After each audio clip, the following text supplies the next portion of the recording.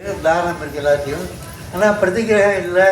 ஒருத்தருக்கு சிஷ்யா ஆயிரக்கணக்கான பேருக்கு வந்து அதுவும் பரியாசம் போயிருந்தார்.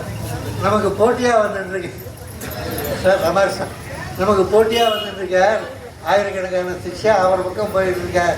நம்மளை விட்டுட்டு வந்து அவர்கிட்ட போய் சிரிச்சேன், அவர்கிட்ட போயிட்டுருக்கார். ஆனால் ஒருத்தையும் ஒரு பைசாவோட வாங்கிறது இல்லை.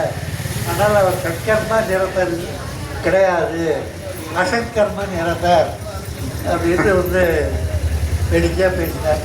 நீங்கள் பேசுறது அது ஞாபகம் அவர் பண்ணது அடியனுக்கு தெரியாது. அடியனுடைய மனசில் பண்ணதை அடியன் அப்படியே நான் விசாரிக்கிறேன். ஏதோ இன்னும் ஒன்று அந்த சுவாமிகிட்ட ஒரு மற்ற எத்தனையோ ஆச்சாரிய புருஷாலாம் இருக்கா, அவனுக்கு எத்தனையோ சிஷ்யாலாம் இருக்கா.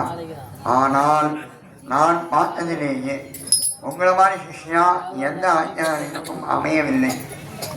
10 பேரில் 10 பேரில் 8 பேருன்னா அவன் 5 பேர் கொஞ்சம் விசுவாசத்தோடு இருப்பான், அபஞ்சாரப்படாமல் இருப்பான்.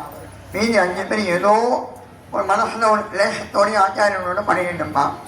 நீங்கள் 100 பேர் சுவாமியினுடைய உண்மையான விசுவாசத்தோடு, அதாவது சொல்ல வார்த்தையில் என்னென்ன இந்த மாதிரியான சிஷ்யாக்கள் சேரது ரொம்ப துர்லபம்.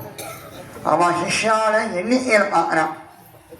மற்ற ஆச்சாரிய புருஷாலாம் சிஷ்யாக்களை 100 பேர் 5000 பேர் இருக்கா, 10,000 பேர் இருக்கா, இந்த ஊரில் இருக்கா, அந்த ஊரில் இருக்கா, அவன்